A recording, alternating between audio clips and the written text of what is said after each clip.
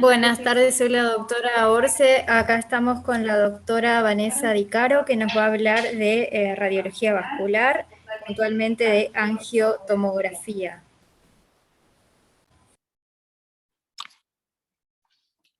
Muchas gracias por la invitación. El objetivo de esta charla es repasar los principales aportes de la angio-TC en las distintas patologías vasculares y de las herramientas que nos ofrece la TC para el diagnóstico, el seguimiento y la planificación. ¿Por qué la tomografía es un método básico y fundamental para las patologías vasculares? Primero, porque es disponible, es rentable, es confiable, no invasivo, y porque nos permite principalmente no solo realizar el diagnóstico, sino también la planificación y el seguimiento. Y tiene la utilidad de que no solo podemos evaluar los grandes vasos, sino que también podemos evaluar los vasos de pequeño y mediano calibre. Entonces hice una pequeña selección de grandes vasos o grandes patologías que podemos evaluar con la tomografía. Por lejos la más importante y el uso de mayor frecuencia es la aorta. Para ello, cuando hablamos de TC lo podemos utilizar tanto en la emergencia como en el tratamiento electivo. Cuando hablamos de emergencia estamos hablando del síndrome aórtico agudo, principalmente disección aórtica, hematoma intramural y úlcera penetrante. Y en lo electivo, el aneurisma aórtico, tanto torácico como abdominal, seguimiento, preprocedimiento y postprocedimiento. Para el estudio de tanto el aneurisma aorta torácico como abdominal, lo primero y fundamental es el protocolo. En estos pacientes se tiene que hacer una fase sin contraste, una fase gatillada si se cuenta con el software única, una fase arterial del todo el tórax en este caso, y una fase venosa. El tema del gatillado después podemos determinar si es prospectivo o retrospectivo. Esto es fundamental en relación a la frecuencia cardíaca del paciente. Y uno opta siempre por el estudio gatillado principalmente para valorar la raíz aórtica y la aorta ascendente. Si no se cuenta con un software para hacer el estudio gatillado, uno tiene que ser muy prudente a la hora de solicitar una angio-TC para valorar raíz aórtica, porque el movimiento nos puede confundir de cuál es el límite. En este paciente no hay problema porque los diámetros siguen siendo pequeños, pero cuando prolongar la línea nos cruza los 40 milímetros, nos puede cambiar la conducta del paciente. Diferente es cuando yo tengo una raíz gatillada, donde yo puedo ver con mayor definición cuáles son los límites. Lo mismo pasa con la aorta ascendente. Yo puedo tener una aorta normal sin gatillar, pero los límites son difusos, a una aorta dilatada pero con mayor definición. Si yo no puedo gatillar el estudio, tengo que tener mucho cuidado cuando solicito la angio-TC para valoración de la raíz, y tengo que saber qué debo medir. Raíz aórtica, unión sinotubular, aorta en el segmento medio distal, callado aórtico, istmo, y aorta descendente proximal, medio y distal. Lo fundamental de medir es que yo no puedo medir la aorta en un eje axial crudo, porque esto en los pacientes añosos que tienen una aorta elongada o tortuosa me puede generar una mala medición o valores errados de la aorta. Entonces cuando yo mido tengo que hacerlo en el eje ortogonal o por la línea central de la aorta en un doble oblicuo. ¿Cuál es la importancia de esto? Es que yo tengo un paciente medido en un axial estricto, me 82.7, a un paciente medido en un eje ortogonal, que me da 52.1. Como vemos, la diferencia en lo que es la medición es abismal, pero acá en este paciente que tiene indicación terapéutica no cambia mucho, excepto sí los diámetros, pero esta diferencia puede estar entre 40 a 52, donde yo sí tengo necesidad de saber con precisión cuánto mide, porque me marca la diferencia entre hacer seguimiento o tratar al paciente. Entonces, cómo está medido es fundamental en los estudios vasculares. Lo mismo pasa con la aorta ascendente. Yo puedo aplicar el mismo protocolo, fase sin contraste, arterial o venoso, o simplemente tener una fase arterial si ya conozco al paciente. La aorta abdominal tiene que ser medida igual que la aorta torácica en el eje ortogonal del vaso para no tener errores en la medición. Y tengo que empezar a dar un montón de información acerca de las características que tiene el aneurisma y el entorno en el que está. En ese sentido tengo que saber la relación que tiene en cuanto a las arterias renales. Si es suprarrenal y me compromete el ostium del tronco celíaco y la arteria mesentérica superior. Si es yuxtarrenal, o sea, me compromete el ostium de las renales, pero hacia arriba yo tengo un diámetro normal. O si es infrarrenal, es decir, que la distancia de la arteria renal más baja al inicio del aneurisma es al menos de 10 milímetros. Esto es fundamental porque me puede determinar cómo lo puedo tratar. Si el paciente es un buen candidato para un tratamiento endovascular o un tratamiento quirúrgico. Lo otro que debemos evaluar es el compromiso de las arterias ilíacas. Si hay compromiso o si no hay. En el 20% de los casos suele haber compromiso, o a veces nos podemos encontrar con estenosis, oclusión o calcificaciones. Y en ese caso yo debo evaluar si tiene un compromiso menor al 25, entre el 25 al 50 o mayor al 50. Otra cosa es el cuello aórtico. Esto es la distancia entre la arteria renal más baja y el inicio del aneurisma. Esto es importante porque para los que hacen tratamiento endovascular constituye el landing zone y tienen que tener algunas características que nos pueden modificar. Uno es no solo la distancia, sino las calcificaciones y el diámetro. Entonces yo necesito como mínimo entre 10 y 15 milímetros entre la renal más baja y el aneurisma. La forma que tiene, si es recto, cónico o cónico invertido, esto para saber cuáles tienen mayor predisposición a la fuga, y la presencia de calcificación y los diámetros. Lo mismo, menor al 25, entre el 25 y 50 y mayor al 50. Lo otro que tengo que tener en cuenta son las ramas que salen del aneurisma, sobre todo las arterias lumbares y la arteria mesentérica inferior. Y hay que tener cuidado cuando hay renales accesorias. ¿Esto para qué? Porque son las principales arterias que nos pueden generar endolic tipo 2 en los pacientes que están tratados con endoprótesis. Entonces yo puedo observar las arterias lumbares que salen de la aorta y la arteria mesentérica inferior. Entonces, cuando yo tengo un paciente que la aorta mide más de 50, puedo realizar todas las medidas para una planificación terapéutica. Todas las que están en el gráfico son todas las que se realizan en un informe de un candidato a terapia endovascular. ¿Por qué es importante? Porque yo acá ya puedo darle al médico toda la información que necesita para saber qué prótesis puede elegir y si el paciente es realmente candidato óptimo para el tratamiento endovascular. El seguimiento de estos pacientes se hace por tomografía al mes, sexto mes y anualmente. Y se puede hacer sin y con contraste. Lo de sin contraste es algo relativamente nuevo, pero hay diversos trabajos que lo apoyan. Cuando yo tengo un paciente que tiene una endoprótesis puesta, sí o sí, debo tener una fase sin contraste, una fase arterial y una fase tardía a los 90 segundos. ¿Esto por qué es? Yo tengo una fase sin contraste y tengo la fase arterial. ¿Cuál es el objetivo de esto? Excluir calcificaciones que simulan leak. Si yo solo tengo esto, puede llegar a ser un leak periférico. Pero si yo lo puedo comparar con la fase sin contraste, me doy cuenta rápidamente que es algo que ya estaba, que es calcio, y me excluye la existencia endolítica. Y para eso tengo después el tardío, donde sí yo puedo detectar con mayor facilidad la presencia de endolix. También debo evaluar la presencia de migración, saco residual, el endolix, la fractura y los kinks. Principalmente lo más común, los endolix, que pueden estar en el 30-40% de los pacientes durante el procedimiento, y un 20-40% lo podemos encontrar en el seguimiento. De ellos hay 5 tipos, fundamentalmente los que requieren un reporte de urgencia son el tipo 1 y tipo 3, porque son los que se consideran de alta presión, tienen riesgo de ruptura. El tipo 2, solo seguimiento, tipo 4 y tipo 5 por descarte. Tipo 1, el 10% de los casos, se da un mal anclaje de la endoprótesis a la pared arterial, puede ser tipo A proximal, tipo B distal, y está relacionado que el paciente tenía en la tomografía previa cuello cónico, cuello corto, angulación, úlcera, trombosis, cualquiera de esas características que ya me lo predisponía que lo pueda tener. Este es un caso de un paciente con un endolix tipo 1A, en donde yo puedo ver la fuga de contraste a nivel del anclaje proximal. No hay que confundir con esto, que eso tiene que ver con que esta es una prótesis que se llama Ovation, y acá tiene un segmento de PTF que no se ve por tomografía. Entonces la fuga viene desde arriba, y es un leak tipo 1A. El tipo 2 es el más común, 20-30% de los pacientes, en muchos de ellos puede persistir.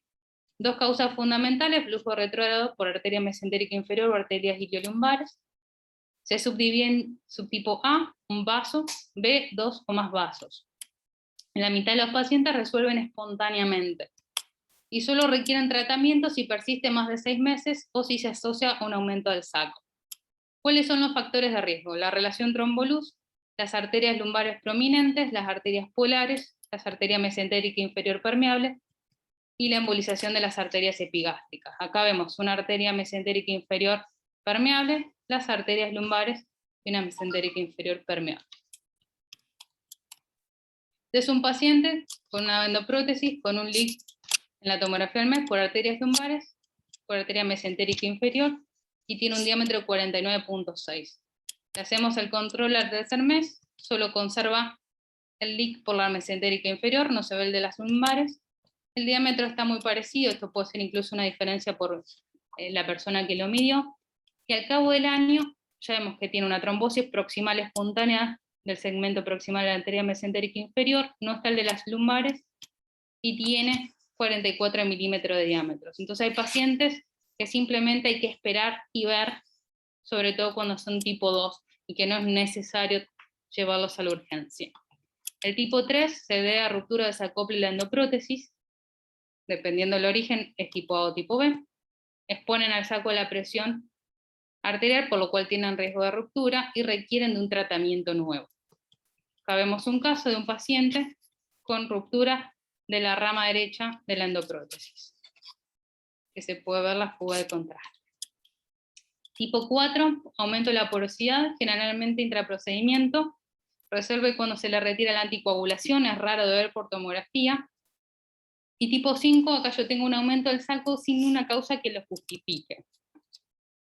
Entonces se considera endotensión y es por descarte. ¿Cuál es la opción para los pacientes que tienen insuficiencia renal o que yo no los puedo inyectar? Es la realización de una tomografía sin contraste. Por ejemplo, en aquellos pacientes que no solo tienen la falla renal, sino que tampoco lo puedo resonar porque tengan un dispositivo, porque sean claustrofóbicos. Yo tengo una tomografía inicial contrastada. Entonces, lo que yo necesito es determinar diámetro y volumen del saco. Entonces, si tiene una disminución del 2% más, yo puedo hacer la TC sin contraste. Y si tiene un aumento del saco del 2% más, eso a mí me da el inicio que puede llegar a tener una fuga, entonces recién ahí decido avanzar a la tomografía con contraste. Ejemplo, yo acá tengo un paciente, la TC inicial, tiene un volumen de 330 al saco, con esos valores de diámetro 84 por 75. Lo estudio sin contraste y veo que el volumen sea 305 y tiene una disminución del 7,7. Entonces yo en este paciente le hice simplemente una TC sin contraste y pude seguirlo sin necesidad de hacer una resonancia y sin necesidad de inyectarlo si es un paciente que presenta fragilidad.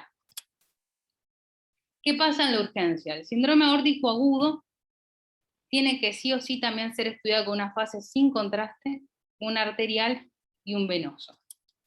¿Esto por qué? Me permite diferenciar disección, síndrome aórtico y úlcera penetrante.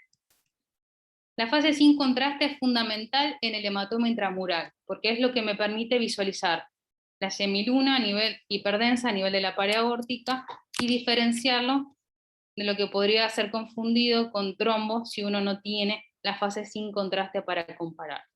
Otro signo indirecto puede ser el desplazamiento del calcio medial.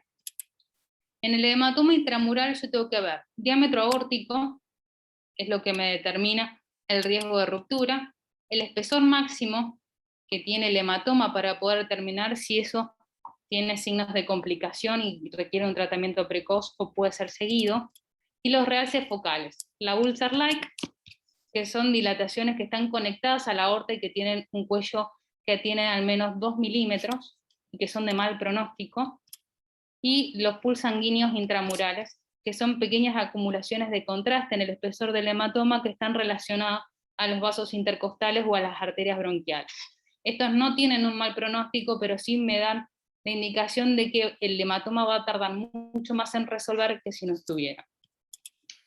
Cuando hablamos específicamente de disección, el objetivo principal de la TC no es solo clasificar si es una disección tipo A o tipo B, sino también qué compromiso tiene, es decir, hasta dónde se extiende el flap de disección y qué vasos van a nacer de la luz falsa y de la luz verdadera, y el probable compromiso que pueda tener de los órganos. Ejemplo, yo acá puedo evaluar una arteria subclavia que nace de la luz verdadera, una arteria renal que nace de la luz falsa y que por ende me conlleva un infarto renal.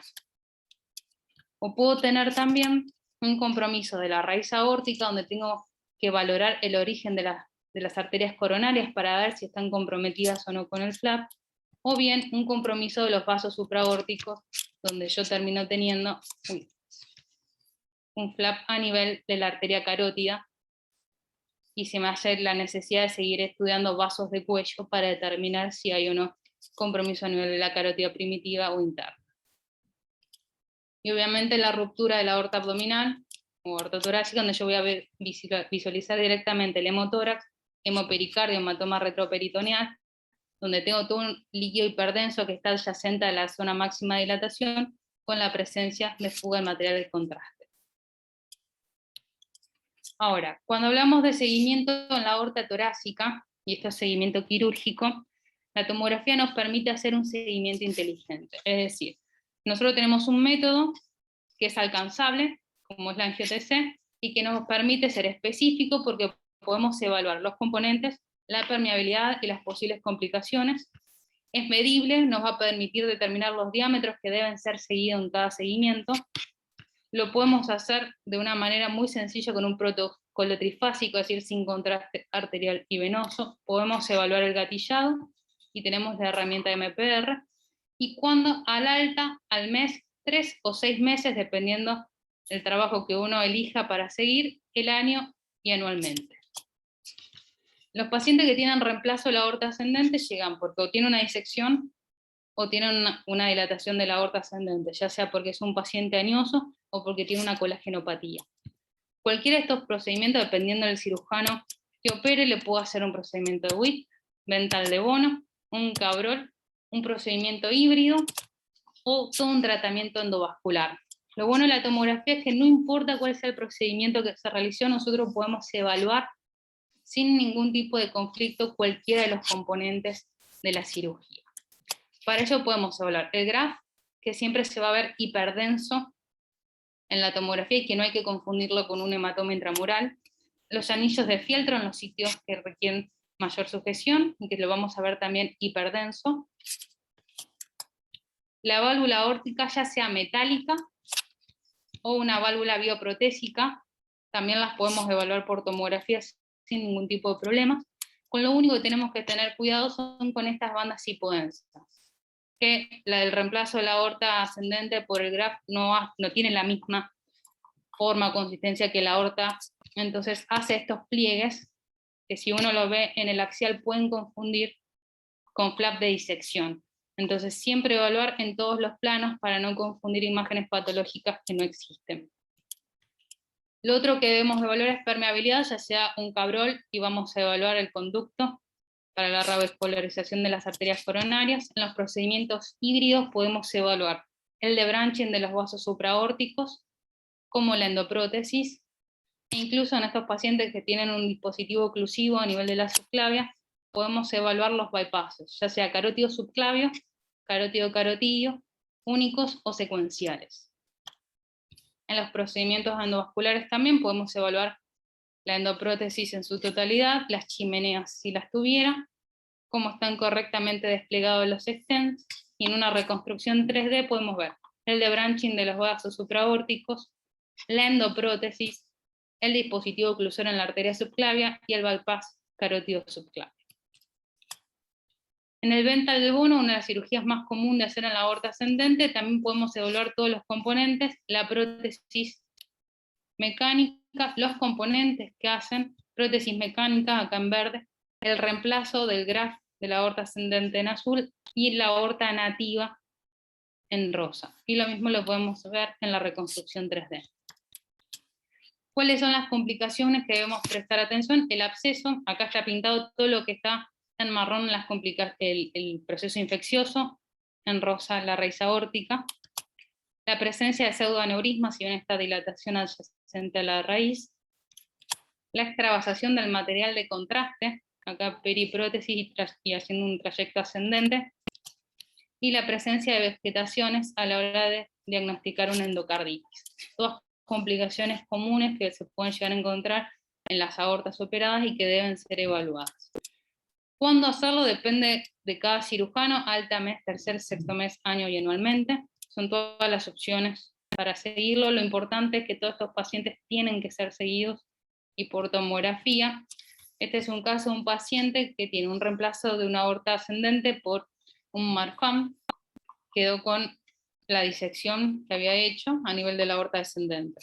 El paciente no se siguió más, desapareció, y cuando vuelve a caer, cae a la guardia con un dolor torácico, ahora hace poco, y presentaba un hematoma intramural, un aumento de los diámetros, comparan esta aorta con esta, y una redisección de lo que ya tenía.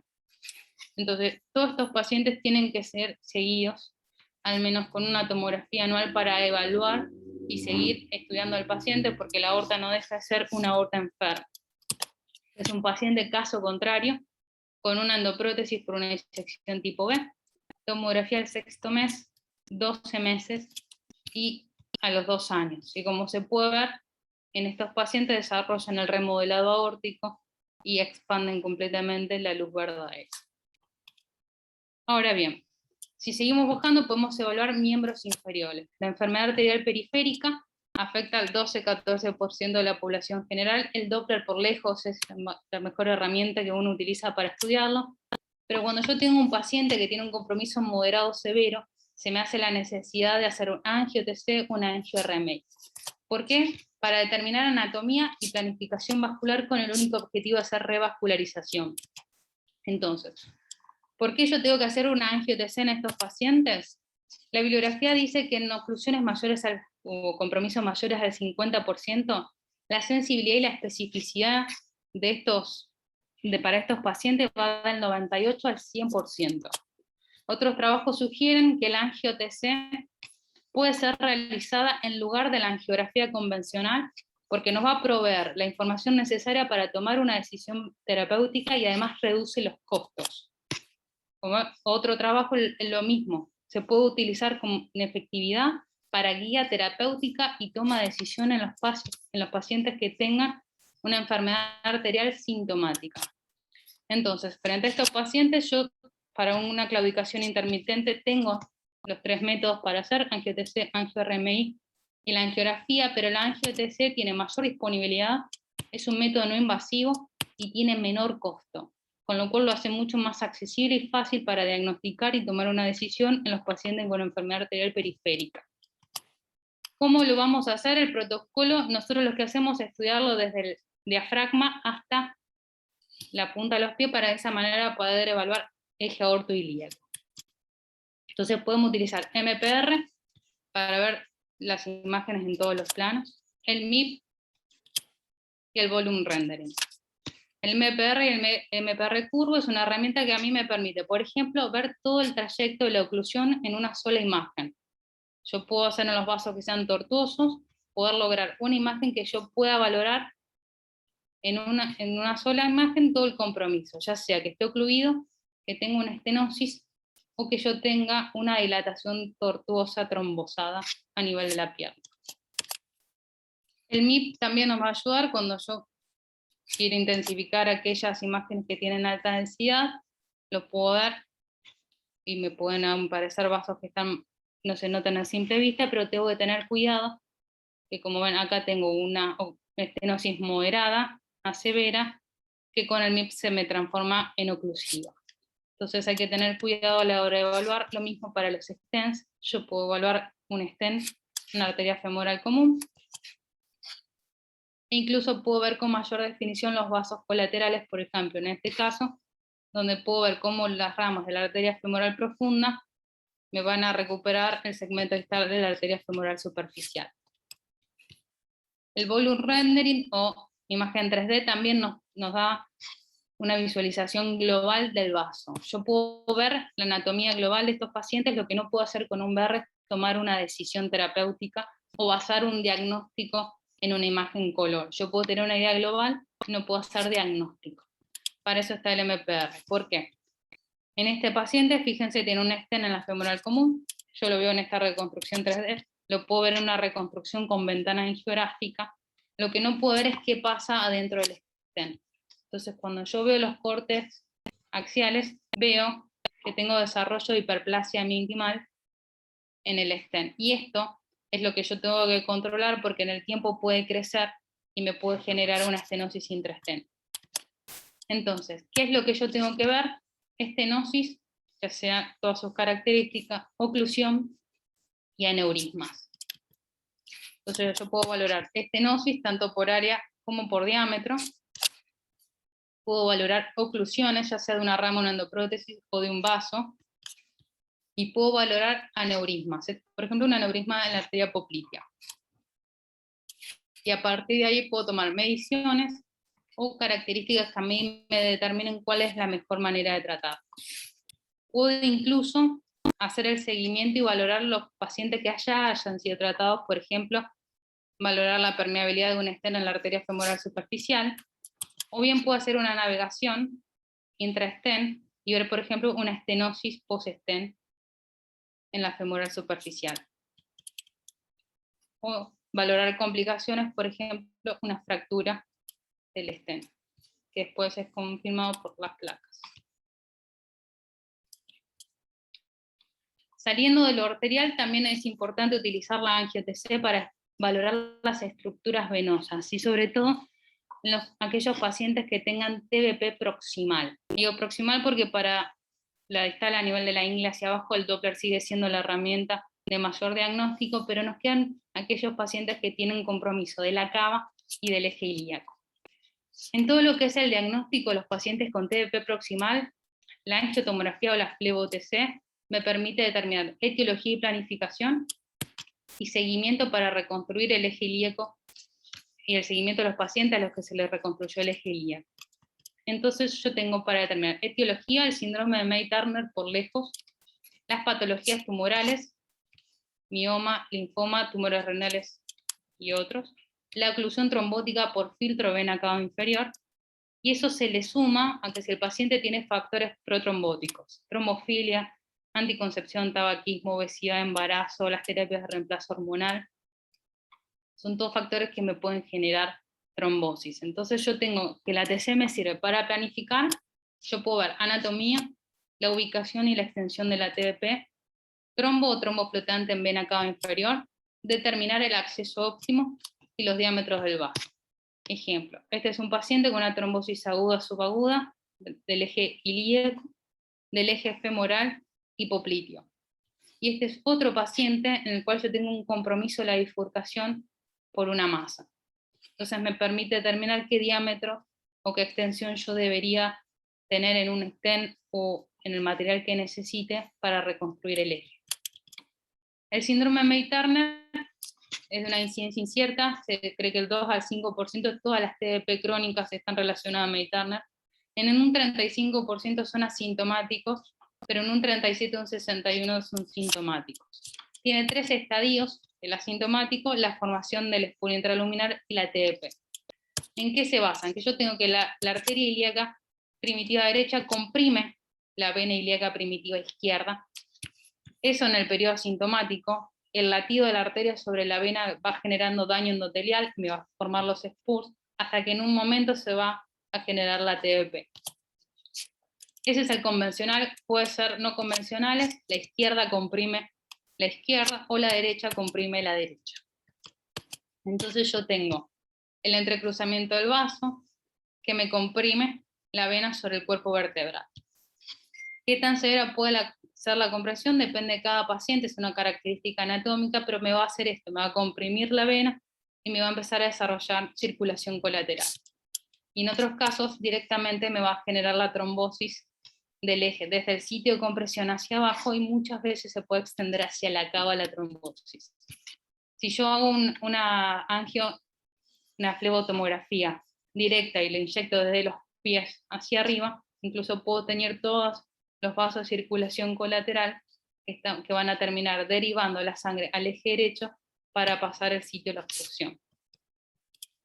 Puede ser también por causa de patología tumoral. Yo tengo una lesión retroperitoneal, ahí tengo la aorta que me compromete la cava y me genera trombosis hacia abajo, o bien puedo tener un compromiso de la cava a nivel proximal que me genera trombosis de la cava distal y de ambos ejes ilíacos. Otro de los casos son las trombosis asociadas a los filtros, donde esto me genera trombosis de la cava y ambos ejes. y donde yo también debo evaluar qué otras complicaciones están asociadas, no solo a la trombosis, sino por ejemplo la perforación de la pared de la vena que se termina incrustando en el cuerpo vertebral y generando la erosión del mismo. ¿Por qué es importante todos estos datos? Porque yo a estos pacientes los puedo tratar y se le puede reconstruir el eje y resolver el problema que presenta y resolver el edema. Esta es otra paciente que fue tratada por un síndrome MEITAP, que se le hace el seguimiento por Doppler, donde vemos que tenía una estenosis del 50%, por lo cual se le realizó la TC. Y ahí nosotros corroboramos que tiene el desarrollo de hiperplasia, que compromete el stent, y esto puede llegar a ocluirlo y volver a generar el edema. Esta es una paciente derivada que llegó por edema de miembro inferior, fíjense en la simetría, y que tenía una oclusión del stent que había sido colocado. El problema era que había quedado el stent por debajo del sitio de oclusión, entonces básicamente el problema seguía estando ahí. La paciente se trató, se hizo una angioplastía, se prolongó el stent y se restituye el flujo en el eje venoso. También hay que evaluar los pacientes que tienen stent en vena cava. En ello no solo es evaluar la permeabilidad de ambos, o sea, el que va hacia el izquierdo y el que va hacia el derecho, valorar la estructura, o sea, que estén correctamente, sino también que estén sin colapsar, o sea, que estén bien distendidos en todo su trayecto y que yo pueda valorar que no tengan ningún inconveniente que me genere una oclusión.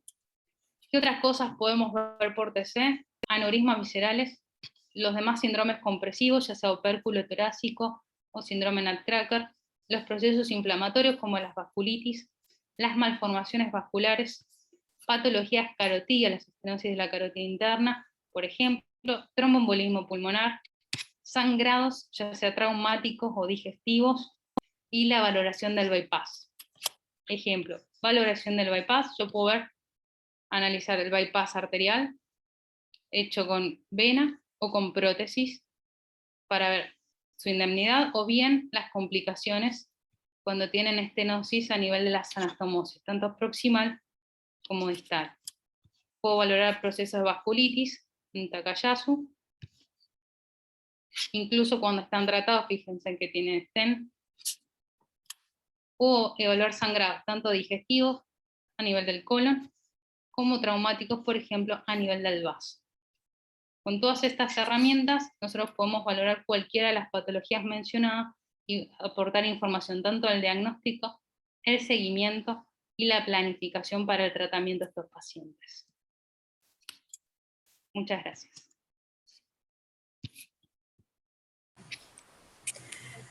Muchas gracias, doctora De Caro. No sé si alguien quiere hacer alguna pregunta.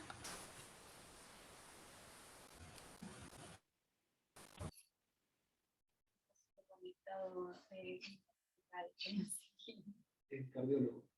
Ah, sí.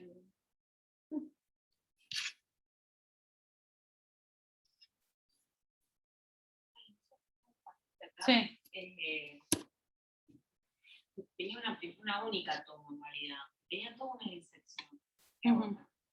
Ahí es lo que vi que hacen seguimiento también. Sí. Al final se determinó como que era algo crónico, evidentemente fue ayudado por hemodinamia previamente. En todos los... Escribe. En todos los pacientes que tienen disección, los que vos vas a seguir seguro son los tipo B. Todos esos pacientes tienen que ser seguidos por tomografía, puede optar por resonancia, pero tomografía es lo más básico. Y vos lo que tenés que seguir en esos pacientes fundamentalmente es el diámetro, porque como vos tenés la disección puesta sin tratar, lo más probable es que en el tiempo esa aorta, que no deja de estar enferma, crezca.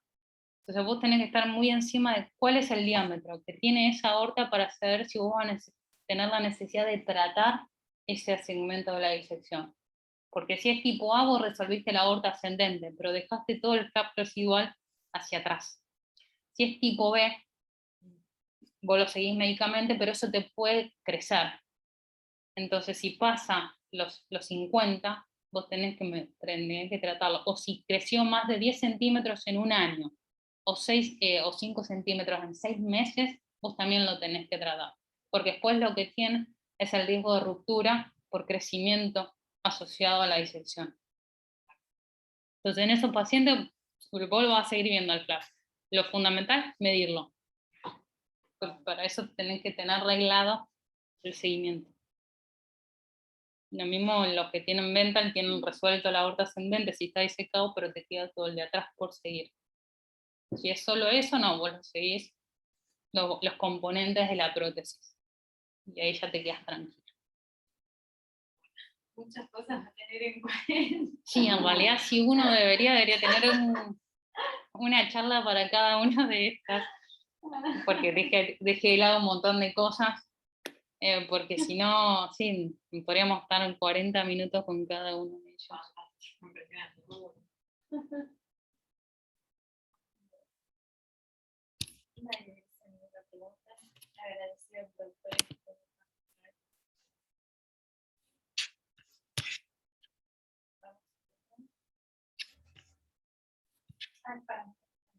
No se escucha.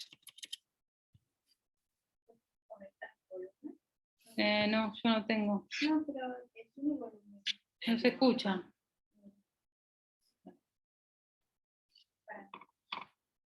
Desactivar el audio.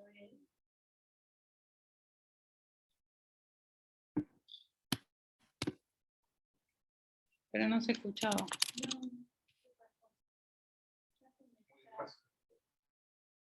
Ah, yo no escuché lo que dijo. Fíjate si activas vos el audio. Sí, eso lo intento, pero no. A ver ahí. Ahí está. Ahí está. Ahora me estaba haciendo los auriculares. Teo, ¿qué tal? Yo soy Lucas Corradi, cardiólogo. ¿Qué conducta? La pregunta mía va más que justo con un caso que estoy viendo. Un aneurisma bien de aorta abdominal. Bien. Se le mide por diámetro más o menos, tiene un diámetro de, ya es que es quirúrgico, 53, 54, no recuerdo bien acá. Ya es quirúrgico. El tema es que este paciente tiene una insuficiencia renal severa y la primera medición se hace una tomografía que es sin contraste, se le pide una tomografía por otra causa y ahí se ve un paciente ya está operado por una estenosis aórtica con una prótesis biológica, hace 3, 4 años. Y ahora, bueno, se ve esto que tiene también en aorta, que el tema y la disyuntiva es, frente a esa insuficiencia renal severa que tiene, con un filtrado de 25 por ahí, ¿qué conducta tomas? Porque se le midió por ecografía, que todavía no es el método más exacto, y es siempre operador dependiente, pero siempre los diámetros dan alto. E inclusive también en la tomografía, en la que se hace sin contraste, también se ve, como te decía, 53, 55. Al momento de, esto es reciente, hace poquito lo vio el paciente, y el nefrólogo me dice, no, a tu criterio, fíjate a ver que, yo a mi criterio, decir, te va a morir sino de una ruptura, de un accidente aórtico, prefiero que te quedes con diálisis a que, es decir, el riesgo, que lo prefiero correr diciendo más que nada con el contraste, metiendo el contraste porque hay que meter el contraste para hacer el diagnóstico bien, y después, bueno, si se da una endoprótesis, requeriría más contraste y bueno, los riñones lo van a sufrir. En ese caso, digo, la conducta sería, avanzo a hacer un diagnóstico, digo, una tomo con contraste primero, para poder analizar y estudiar bien toda la anatomía y ver bien el compromiso, y después le sigo dando, es decir, prefiero correr el riesgo que se me claven los riñones a que tener el tema de un accidente aórtico. Yo creo que si ya tiene una tomografía previa, así sea sin contraste, al menos una noción anatómica uno puede tener. Principalmente esto, si es yuxtarrenal o infrarrenal, porque eso me va a determinar la complejidad del tratamiento. Porque si vos decís, no, mira, es yuxtarrenal, entonces desde el tratamiento, si lo planteas endovascular, yo te digo, y va a necesitar estén a las renales, porque si no le vamos a volar los 2 riñones.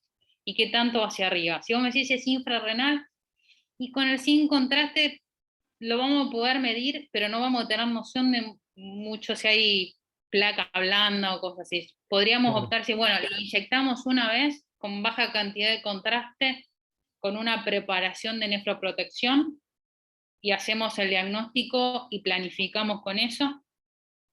Y después para el seguimiento, listo, podemos seguir sin contraste. No necesitamos inyectarlo, porque vamos siguiendo saco y volumen. Entonces decimos, lo seguimos sin contraste y no le jodemos más el riñón, más que el contraste que use la gente que le dé el tratamiento. La otra opción no sé cuántos años tiene, pero si no puede ir a bypass. El cual, sí. No, 68 años tendrá por ahí. Eso también lo podemos determinar con la tomografía, a qué es candidato mejor. Y obviamente con el Claro. bypass te ahorras inyectarlo. Tal cual. Tal cual, tal Eso cual. es. Bueno, Pero habría que ver bien, bien. la tomografía. Clarito. Y ahí sacar toda la información y por ahí con eso decidir. Perfecto, está claro. Porque por Buenísimo. ahí quien Gracias. le ponga la prótesis puede usar la mínima cantidad de contraste, si es un caso muy fácil, y listo, no jode demasiado al riñón. Está bien, está bien. Bien, bien, bien. Sí, se puede intentar la reso, no sé si tanto para el seguimiento, pero si tiene una buena angio de aorta, sí, podemos implementar la medición con la reso. Siempre y cuando lo podamos resonar y no sea claustrofóbico ni nada de eso, podríamos optar por una reso para medir. Desconectó, no sé si le quedó. Si le quedó. Bárbaro. Igual ahí no necesitarías contraste en rezo y por ahí. No, Pero también está la opción de que lo hagas. Ya hemos hecho pacientes con la preparación, entonces ahí tenés que coordinar el turno, va a la guardia, si sí, habría. el estudio sale, se vuelve a la guardia, Y no, nosotros hacemos lo mismo. Sí. Miramos la función, si está muy al límite, lo mandamos a Cuaya Nefro, que lo evalúen, que le hagan toda la indicación y después le hacemos la tesis. Si ya tiene algún estudio previo, por el motivo que sea, no sé, ya le pusieron un contraste el mes pasado, usamos esa, para no volver a inyectarlo. Siempre con la posibilidad de ajustarlo en el caso de que necesites otro material, pero con que tenga una muy reciente, que a mí me permitan medir, y con esas mediciones vos pedís, bueno, yo ya sé que necesito una prótesis de tanto por tanto por tanto, con tantas ramas o sin ramas, o hasta dónde, listo, ya está. Y después lo seguís sin contraste. Y solo lo vas a inyectar si tenés algún indicio de que tenés una complicación. ¿No se puede hacer previo a la diálisis? Bueno, si está en diálisis. Si está en diálisis, sí. El mismo día que se hace el estudio. Le vas a hacer la TC y después que se vaya a dializar, tranquilo. Lo que pasa es que si este paciente no está en diálisis, lo mandamos nosotros. Sí. Pero sí, si está en diálisis, venga que se haga el estudio después que dializa. Le coordina el turno con el mismo día de la diálisis. Y listo. Bueno.